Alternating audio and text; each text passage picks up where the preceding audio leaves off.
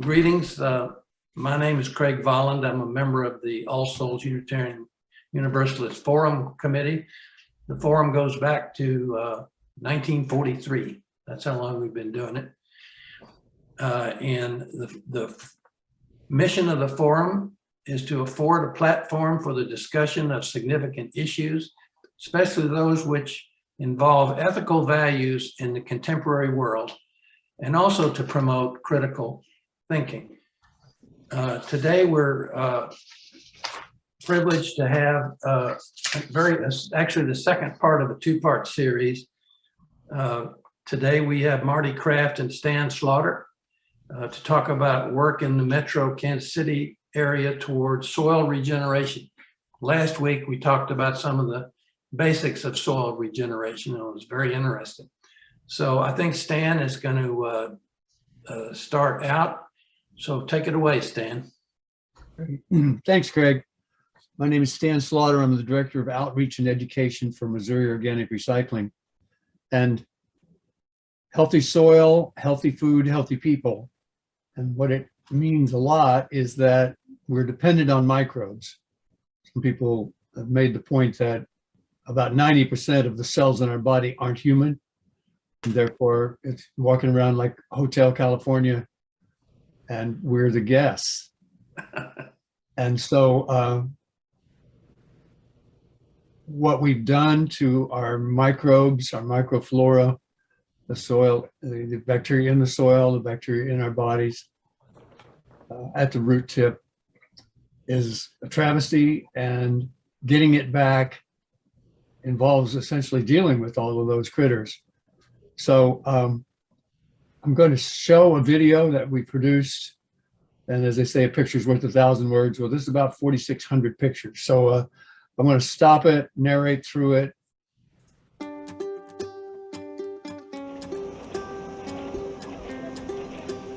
We've been doing food waste compost since 2005. Until today, you're looking at 465 million pounds of food waste we've composted. That's enough food waste to fill Arrowhead Stadium.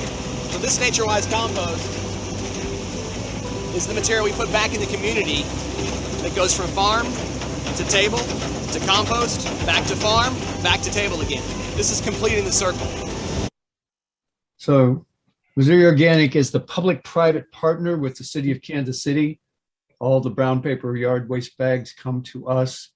Most of the landscaping materials and refuse from the trees and brush come to us, and we sell about 170,000 cubic yards of mulch every year and about 75,000 cubic yards of compost every year. And all that compost is fermented. And that means we've increased the bacterial content an enormous amount. And compost is essentially an inoculant. The problem is that everything rots and it all turns to carbon dioxide and disappears into the air. But if we compost it, 35% of the total amount of organic matter is fixed in compost. We do lose 65% to carbon dioxide, but we would have lost it all. So that 35% can go in and stimulate plant growth, serve as a bacterial inoculant into the soil, and help sequester more carbon as it works to feed the plants and help them do their job even better. So this whole idea of fermented is very important. Marty's going to talk about a Johnson-Su fermentation that ends up with a fungal material. This is primarily a bacterial material, but in any case, adding those microbes back into the soil is a good deal.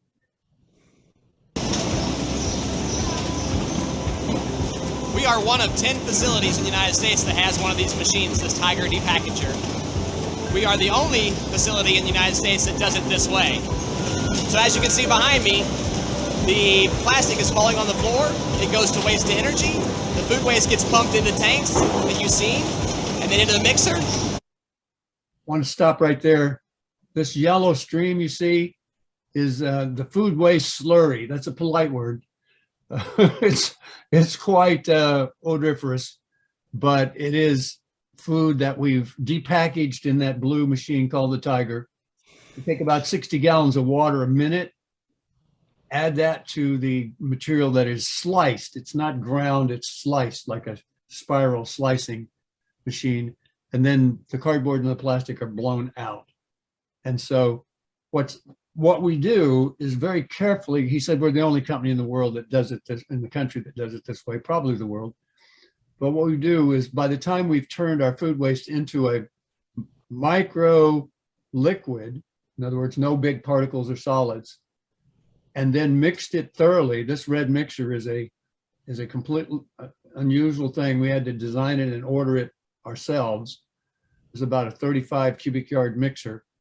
And it spends enough time in there that the liquid food and the ground up leaves are mixed surface to surface, completely engaged in each other. And the idea is that gives an enormous greater surface area. This pile will be at 160 degrees in 2 days.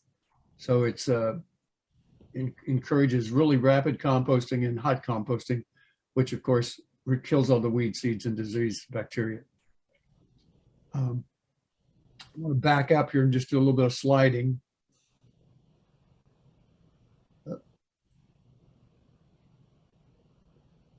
Behind Kevin are 3 tanks that hold 26,000 gallons of food waste. If you can imagine the intricacies of having the supply come in and having it taking the time to run it through the machine, or the machine breaks down, or we don't get our food waste in on time or whatever. These 26,000 gallons is a buffer between our supply and our needs. So we can continue to make compost at full speed throughout the time. Also, if you can imagine this food waste, a giant tank like this would go anaerobic very quickly. Kevin himself designed a system that blows high pressure air into the bottoms of the tanks and aerates the tank and keeps it from going anaerobic and producing methane gas. So it's the engineering and the mechanical expertise of the Anderson family. Kevin and his brother are the main operators. His dad started the company.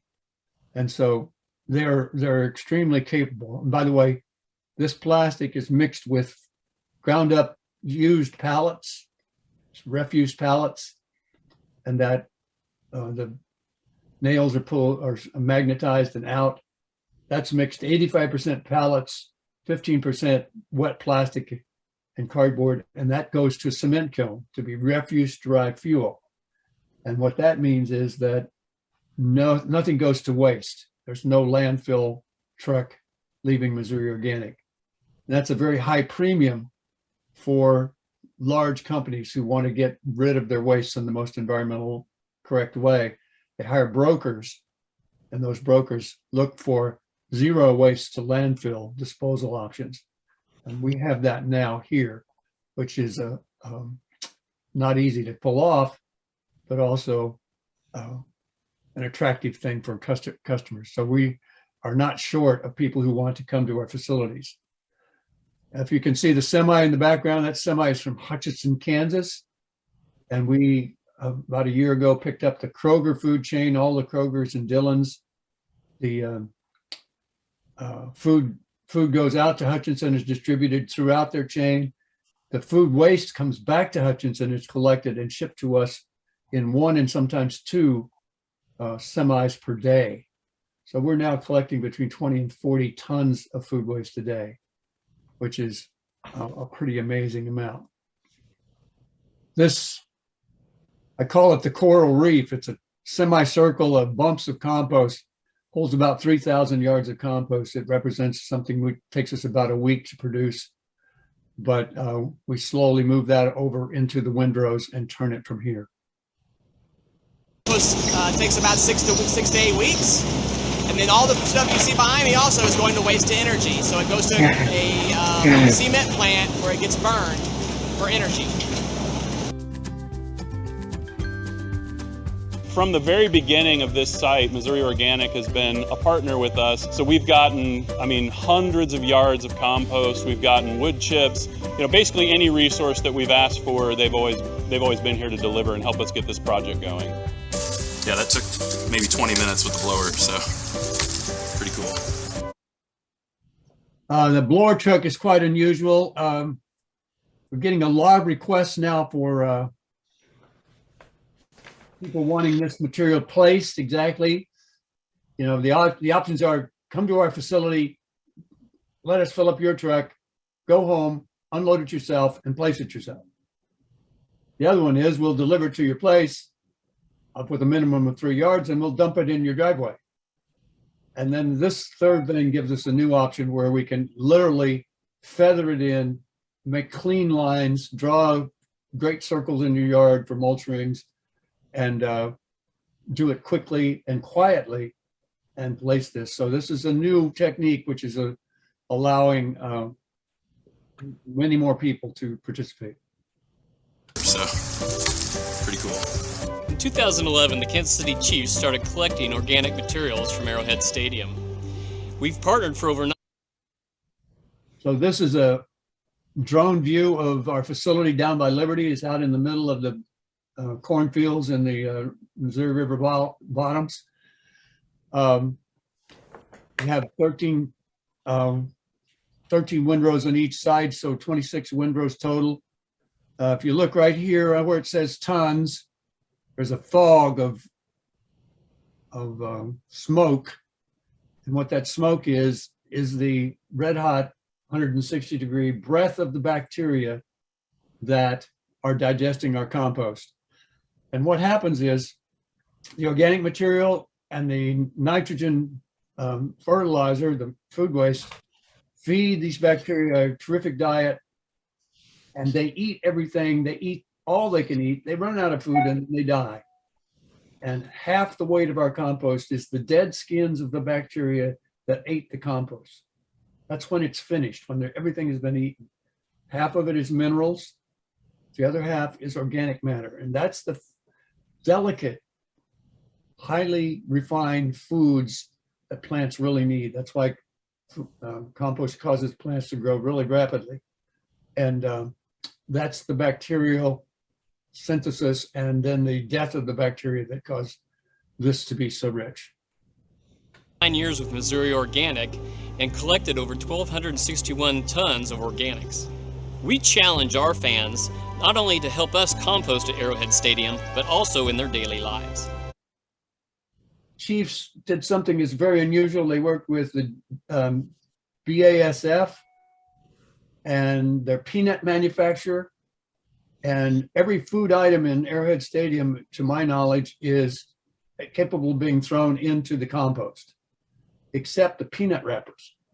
So in the last 5 years, they've had this peanut bag that they manufactured that was strong enough to hold the peanuts and be thrown, but also could go in empty or full into the compost and decompose completely.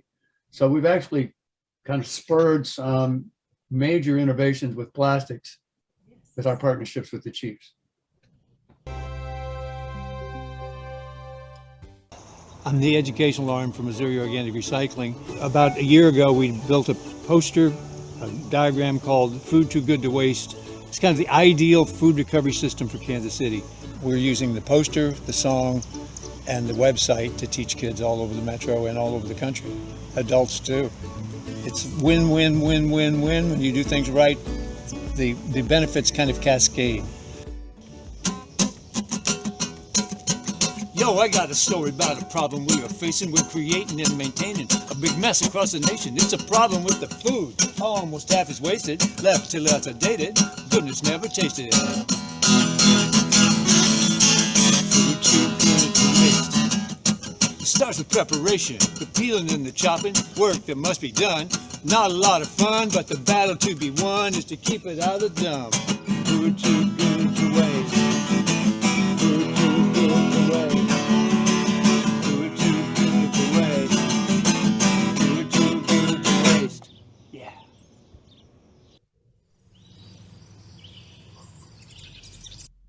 Well, that's the video. We wanted to make present what we're doing with education partner Katie White and I took the Kansas State Science Standards that all teachers have to pass with their kids as they go through a unit, and wrote them into lessons on composting. And there's 4 lessons and 4 10-minute YouTube videos that can serve that. And so we got a grant from KDHE to serve 50 schools the first year, which was 2020, which was a terrible year in terms of COVID and problems like that. We ended up serving 44 schools. And we've got kids that are composting their entire cafeteria's food waste in big bins out there in Kansas. Got a lot of activities of all kinds, testing and student activism, relationships between local suppliers like hardware stores, helping to support schools programs. That got funded the second year. We're finishing up the second year with the state of Kansas. And it's a program that's unusual and completely unique across the country. Another one is we just did our outreach with the first ever national compost fest at the Cultivate Kansas City Westport Gardens. And we had a bobcat. Marty brought his shredder. We shredded probably about 14 cubic yards of material, mixed it with food waste from the Compost Collective and beer dregs from KC Beer Co., and had volunteers mix all that up, and a bobcat on site with a volunteer, Mark Kalin, that turned all that in. And in the afternoon, we had all kinds of educational material, including Marty did his demonstration with the Johnson Sioux composter. Unfortunately, that was last Saturday and I was in the hospital. But what's going on right now is something very unusual. And we thought it would be a great way to get people interested and also to show off more of Missouri Organics products. And that is something we're calling the Climate Friendly Yard Makeover. And we are literally going to pick 3 metro area residents and make over their yard with a raised bed garden, better lawn, better functioning lawn with deeper roots and more nutrient transport and more aeration. A berm and a swale to hold water on a steep hillside, a food forest, a prairie patch, pollinator gardens, all kinds of permaculture type techniques, some, not all, but 8 or 9 modalities that we can apply to a yard. We have 3 major designers in the Kansas City area who are going to help produce these 3 designs. We have famous farmer Dan Krull, who's an expert in all things organic. He's going to be our MC. And we're literally going to produce some videos about how people can do something in their yard. We're finding enormous interest in this. We have 33 applicants now, and Green Ability is about to publish it. And we think we'll get a lot more. So we're doing a lot here at Missouri Organic to bring this literacy to our public, and also we think collect and divert food waste from 300 sources in the metro. Marty, I'm handing it off. Marty Kraft. I'm doing what I'm doing for my grandchildren. I love this planet, and I want it to persist. And I know it looks bleak, but I don't necessarily believe in bleak. Believe in hope, and so. And I'm sort of more grassrootsy in terms of my activities. Let me share my screen, and I can kind of let this guide me through. I'm not a very organized person. Well, here we are. Regenerative agriculture. Teaming with nature for survival. Life is good. and nature is us. There's no separation. And that's deep within us. That's deep within our world view here in the West. If you look at where European languages are spoken, and the fact that no indigenous languages are spoken there. But I got this guy over here. I'm kind of picking his nose now, but it's the great peacemaker from the Iroquois that was the star of Earth Day 1992.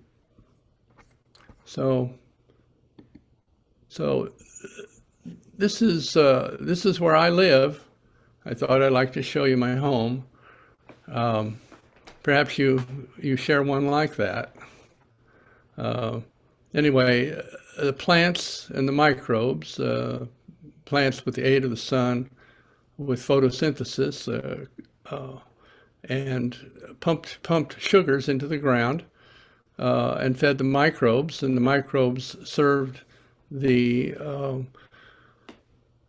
plants. And so, and they created the life on Earth as we know it today, and they could redo it if we would get out of their way and change our agricultural practices and change our practices on our lawns. It comes right down to your front yard. So let's see. Here's a kind of a photograph of this mycelial network in the soil. And that's all that white stuff in the soil is carbon. That little pine seedling up above is generating photosynthesis and generating sugars, and those sugars are pumped down to feed those that network, plus bacteria that are between them and all the other critters. And that makes a soil carbon sponge. When these things break down, they turn into a glue called glomalin, and that holds the soil together and makes a soil carbon sponge, which can hold a tremendous amount of water, which essentially extends the photosynthetic period that a plant can keep pumping, sequestering carbon in the soil. So Christine Jones, one of my mentors, says that every 12 months, 50% of agricultural land is left barren. So that means it gets hot. If you walked out on the pavement when it's hot in the summer, you can't barefooted. It hurts, and you jump quick to get in the car, or whatever. So so that means there's a tremendous amount of heat. Light is turned into the heat as it hits the soil, and it kills the microbes, the very guys that are sequestering carbon. So we need to overhaul our agricultural system. So let's see. About 4 years ago, I learned about this Johnson Sioux bioreactor. A husband and wife figured it out, and he's a PhD in, I'm not sure what he's a PhD in, but he's got a lot of science, and I've listened to his videos. I have to listen to him 3 or 4 times, 5 times, 6 times, in order to and take notes and try to get it going. So says I'm screen sharing. I guess that's all right. Okay, so let's see. So I was excited about this, excited to build it and to try to pass it on. So in the last few years, I've made 22 of these in different yards and organizations, and I'll show you some of those here in a second. And then, but last December, not this last December before last, I ran into this guy Walter Yenny. He's from Australia, and he is quite a lecturer. If I had had him as a teacher, my life might have changed a whole different way. But he offered me a great deal of hope for the future of the Earth, because he says that about 5% of the world's climate is due to carbon dioxide, and 95% is due to water. And if you look up at the clouds, you can kind of see that that makes a whole lot of sense. And he also says that we have screwed up the soils, and that he's got some ideas about recreating the soil carbon sponge, which I referred to earlier. And then if we do that,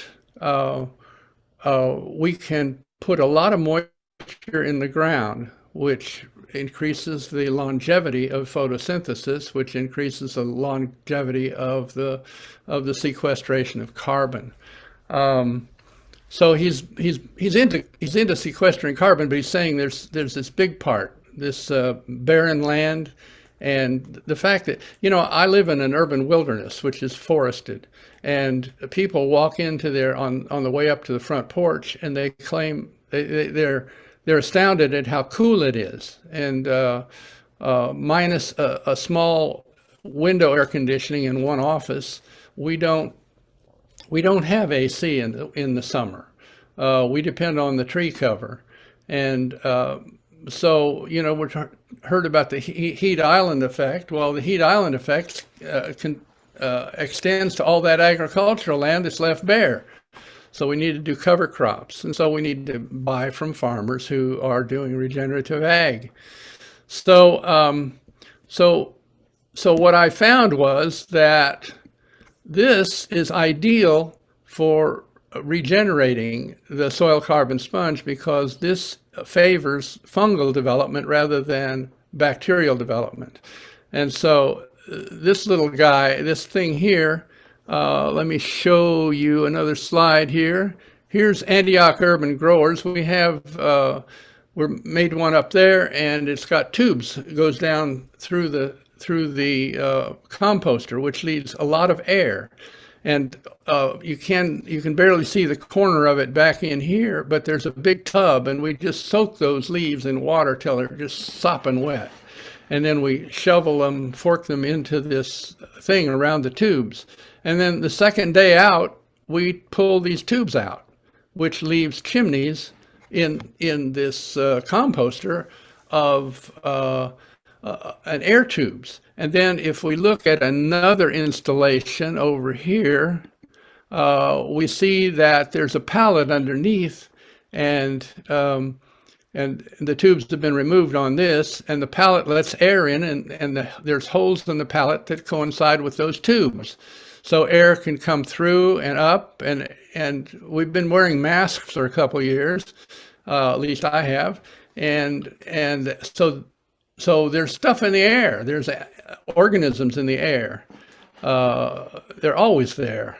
And so over a period of a year, you don't turn this compost, you just leave it sit, and you wet it. You keep it wet, and in this case here, we've made a set of pallets behind it to reflect heat onto it, so that in those really cold times, it can stay at a temperature where the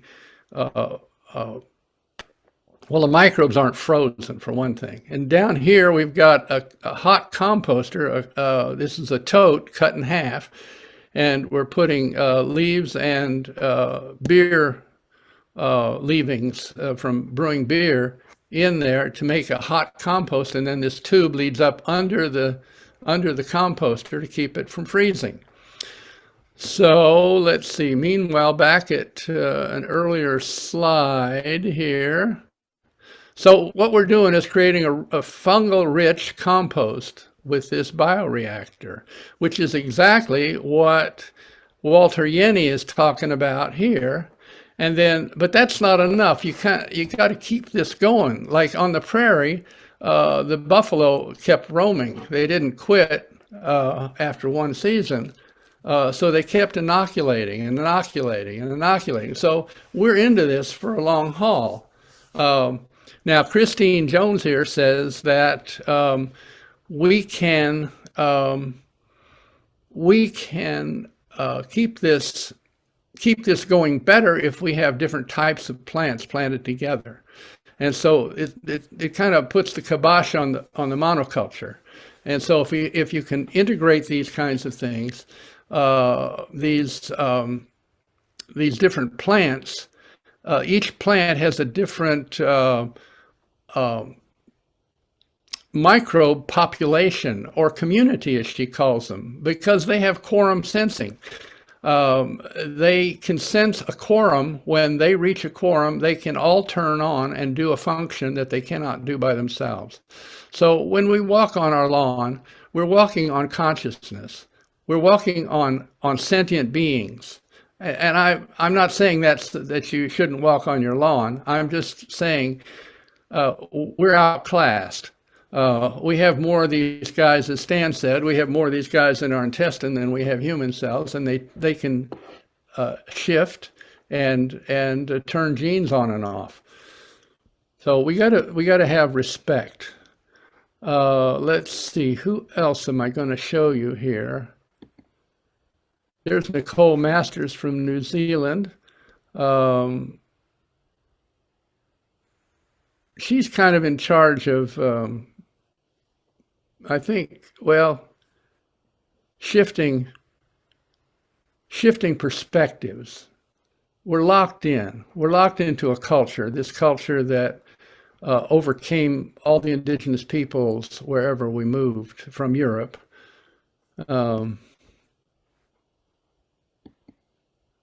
And then here's a couple people who are walking the talk, and they're making money, keeping alive. Gabe Brown in North Dakota and Gail Fuller right out here in Kansas. And you can buy Gail Fuller's meat. And I'm a vegetarian, so I'm promoting meat here. If you buy meat that is grown properly, not in feedlots. Feedlots are out. That's where all the CO2 or the methane comes from. But out here, there are methanotropes in the soil, which eat up most of the methane that the cows emit. Let's see, where else am I going here? And then I want to mention, the reason I'm mentioning these guys is that they have tremendous amount of understanding of the microbial world. And this guy talks about the way the root hair takes in bacteria, takes the skin off the bacteria, and takes the nutrients out, and then ejects it back into the environment where it picks up more nutrients again, and it can make the trip many, many times. And this is called the rhizophagy cycle. Now, I would love to encourage you, and I am encouraging you, if it's working, to look at these people. I put the list of guys in the chat, and you can also find it at tracygarden.org. And those are earlier videos of these same people, and they've produced a lot since. So put on your thinking caps and go to work, please. And Christine Jones here talks about plant diversity. And okay, plant diversity replaces fertilizer, and it replaces insecticides, replaces fungicide, displaces weeds, increases total production, and increases carbon. So what's wrong with that? Not a bit, not a thing.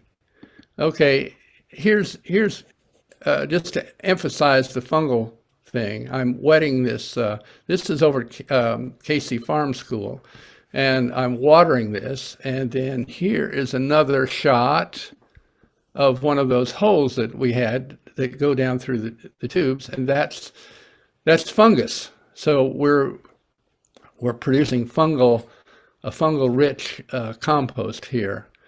Let's see what else. I think I talked about that. And now three of us, three Antioch Urban Growers, KC Farm School, and Sankara Farms are all going together in a grant. We've got a grant, a SARE grant, and we're going to do some testing on this Johnson-Su method and use it in 3 different gardens and see how it produces. So let's see. And then this is an educational grant. And this is pre-grant, but this is me talking to some students from UMKC, and they helped me build it, and they learned a lot. That it seemed as though we were simpatico. And now I'm abandoning this for 3 minutes. I was going to give this 10 minutes because I think the most important thing is that we shift our worldview. This linear thing that we're working on, this thought process and even the scientific method, is taking one step at a time down a line. There's no line here.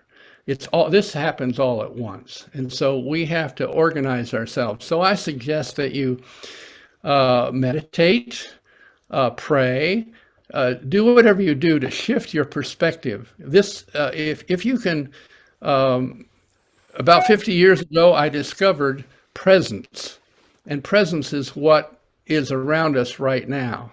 Now, as I look at you guys, there are humans out here. There are conscious people. And because you're all here, you're strange. I mean, why are you paying attention to all this if you don't have a hunger to understand deeper than what you do understand? And what I guess I'm saying is, I've been reading a lot. You know, I got this guy in my background over here. He's the great peacemaker from the Iroquois. And so I've been reading a lot about these people who have direct knowledge. They don't have linear knowledge. They have direct knowledge. That is, they can do things that we don't think are possible because of our mindset. And part of our mindset comes from having all the women, the herbalists in Europe killed off by the people who had a more rigid way of looking at life. And we don't need to do that. We need to resurrect it. So I work a lot on I work as much on trying to make my conceptual world be subservient to the world of presence. And presence is what we feel when the fellowship that you feel in your worship services. That's part of presence. When you see a beautiful sunset, that's part of presence. So I think my time is up, and I wish I had spent more on this, but I didn't. And that's what it is. Well, thanks, Marty and Stan. That was really excellent, very informative. Next week is going to be Gary Kunst to talk about. He's going to talk about the power and impact of storytelling, and he's a member of the Storytelling Network. So that should be interesting. So now we're going to have questions and answers. And the first question is from George Baggett. Good morning. It's good to see both of you. My question is for Stan, do you see Missouri composting going to residential pickup or some sort of method where we have a drop-off center for food waste? Or do you think that's a little bit too difficult? It's kind of happening already. Really? Compost Collective has 1,700 households. KC Can Compost is collecting from some other households, and another company out in Grandview called the Compost Collective. It's confusing, but the Compost Collective has been picking up yard waste independently all over the city for quite a few years, and they're now offering curbside food waste collection. So what's effectively happening is we're getting to test the market with other people's dime. They have to bring the food waste to us because food waste has to be composted at in a recorded and temperature controlled way. And so these efforts are underway. We had a grant proposal that went out to USDA that didn't get funded, but Casey Moe is working with us. We're talking about it all the time, and there's some stuff on the horizon that's pretty exciting about Johnson and Wyandotte counties also. So I see that we'll be increasing the food waste collection. It's obviously something that's on some people's minds. What's the fraction? I don't know, but we'd like to have regional food waste drop-offs, and we're working towards getting those. We have a machine called a kiosk, and if you sign up, we send you a credit card, and you swipe the card, open it up, and drop your food waste in and go away. It keeps the rats away, keeps the vandals away, and could be placed at almost any grocery store. That's a concept we look forward to implementing. Okay, Jim Turner. Yes, I think ultimately we need to become lovers of the soil biome. And a prelude to loving is understanding. And so I have found it interesting to read some about the function of each of the members of the soil web. And so as I put into chat, my note indicates that a reason that we like fungi is because it provides a channel by which the bacteria can move through the soil. And this facilitates movement of nutrients to where they need to be at the time they need to be there, I think. And furthermore, perhaps it even facilitates communication among the various elements. Recently, I saw on public TV a Nova production about slime, and slime have even the power of intelligence. They can sense parts of the environment and how they can work within that environment. And furthermore, a slime community even has a memory. They can communicate the results of their experience. And so if that is happening with slime, I conjecture that perhaps that same sort of sharing can be happening within the bacteria and so on that are within the soil. So, and is there any comment about this? Well, this is Craig. I just mentioned I can no longer use slime as an epithet about politicians. After hearing that. Maybe if you coated the politicians with that slime, they would have intelligence. Oh, that's a good point. Thank you. Mark Samborski, he was one of last week's speakers and very interesting. And so he now has a question or a comment. Yeah, I know that Marty started his conversation with the fact that he was a grandfather. And I've had, say, 3 new grandkids great grandkids in the last 3 years. So the future is bright. But I wanted to ask Marty, or no, not Marty, actually Stan real fast about the in the plan to take over the planet or save the planet, rejuvenate the planet. What role do you see your guitar playing to the children and the children itself? Where do you see that going, sir? Well, my desire would be to make some pretty good videos, because at this point in my life, those of you who knew me in the day in the 90s when I was making 140 school assemblies a year, those days are over. That's an exhausting way to spread the word. I'm proud of the time I did it, but I'm literally with the Food Too Good to Waste program and the grant with the state of Kansas. I'm zooming in and entertaining. Right behind this stand is a guitar, and these Zooms seem to work pretty well. So that's the one thing I would continue to do while I'm still here and can play, but I'd like to end up with some better videos of music videos of some of the songs, because they do inspire people and they're a lot of fun. Thank you for that. I've got one slightly technical from Marty.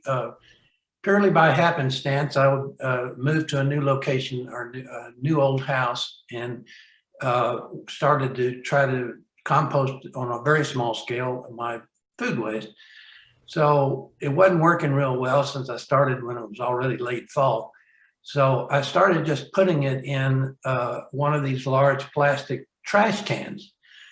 And now looking at your bioreactor you were talking about, could I just punch a hole in the bottom of it and create a tube to put a tube in there and then let it suck in the air at the bottom? Would that help at all? Well, you need to have, they say you need to have air 12 inches or less away from all the material. And if it's sludgy, you're going to have probably anaerobic conditions in some parts of it.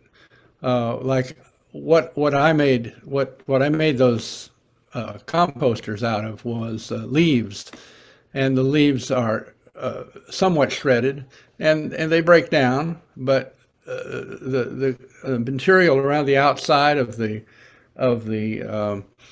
bioreactor is air passes through it. You can take a hose and almost squirt the hose directly through the material.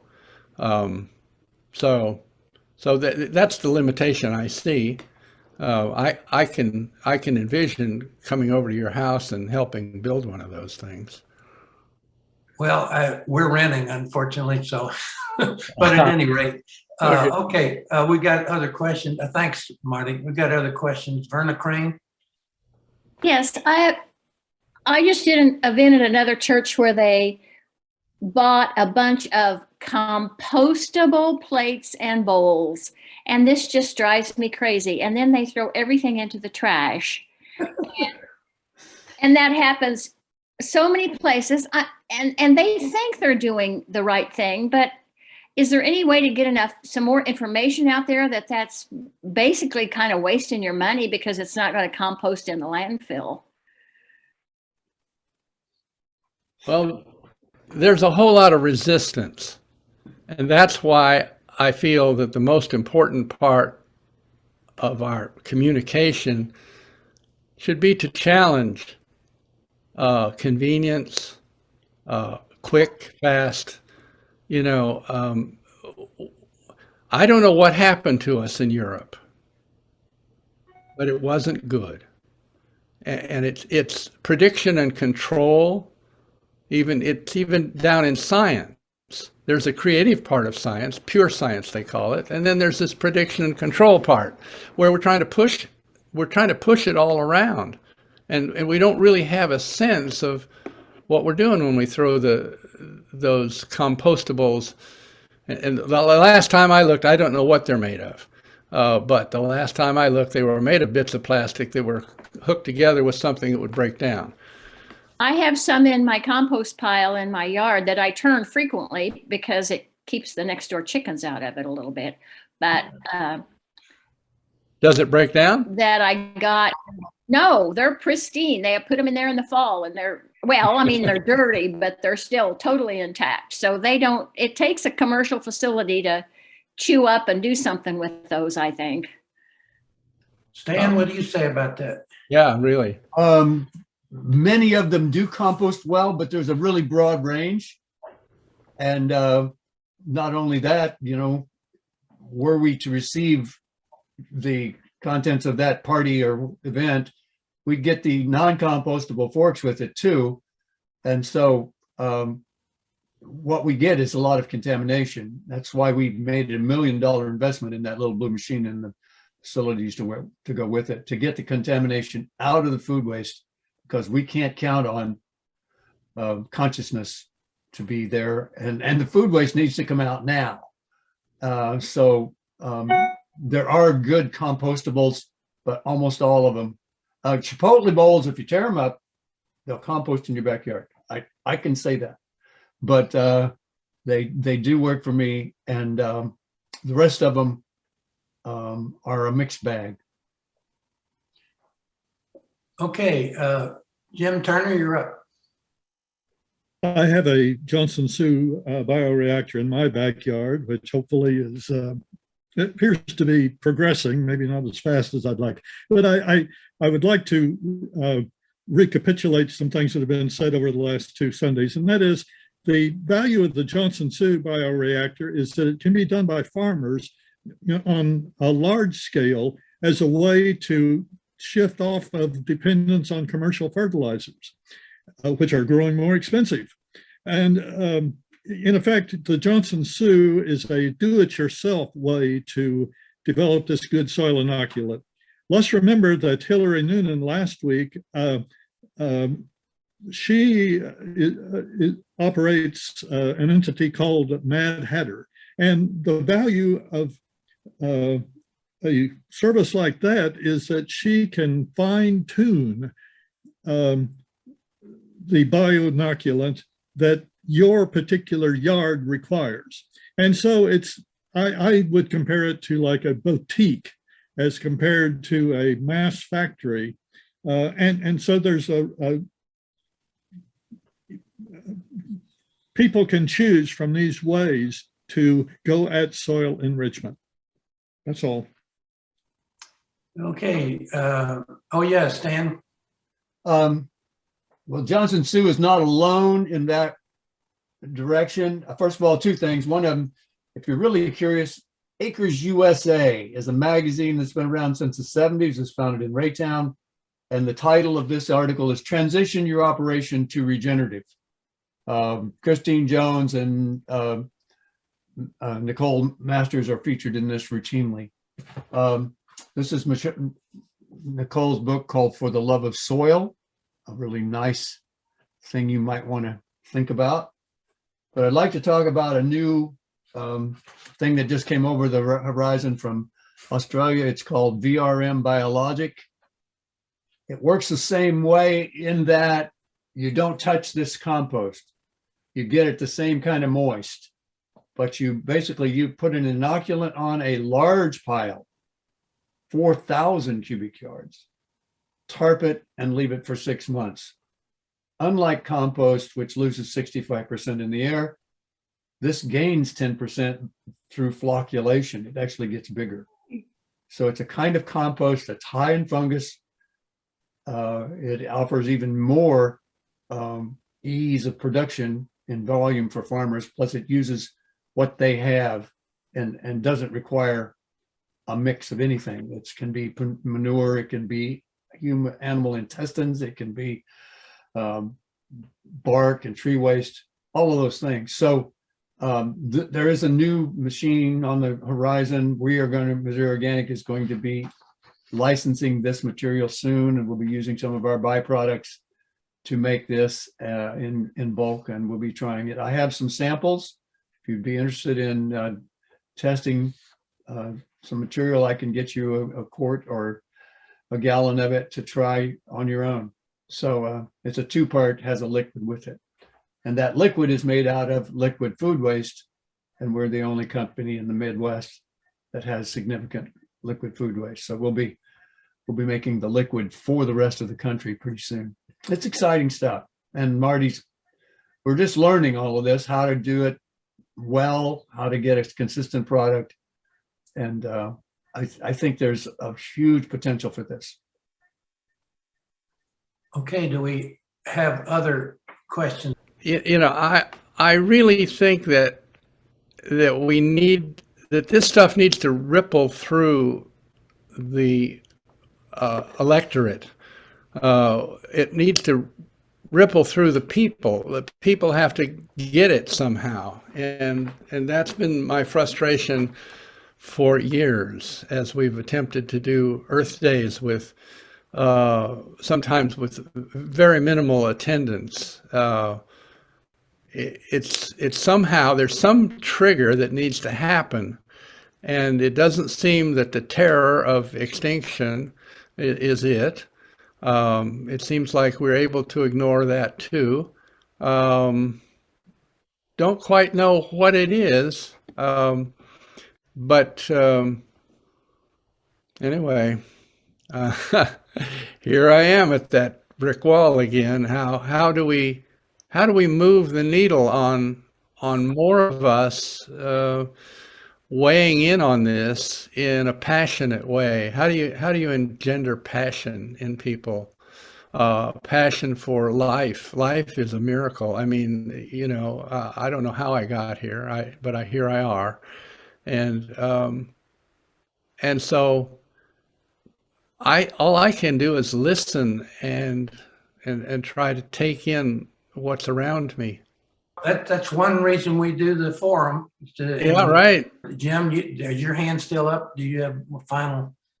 Yes, just one more thing. I think that the fact that Russia's attack on Ukraine is said to have big impact on the exports of fertilizer and basic foodstuffs, and perhaps this will make farmers aware that a good alternative to commercial fertilizers is really needed for economic survival. So this may be a moment when more conversation is possible. So let's be alert to seize those opportunities. Thank you. Good point. I want to thank all our speakers, Marty and Stan this week, and also Hillary and Mark from last week. It's been a very comprehensive discussion on this, and I think is one of the best forums that I can recall.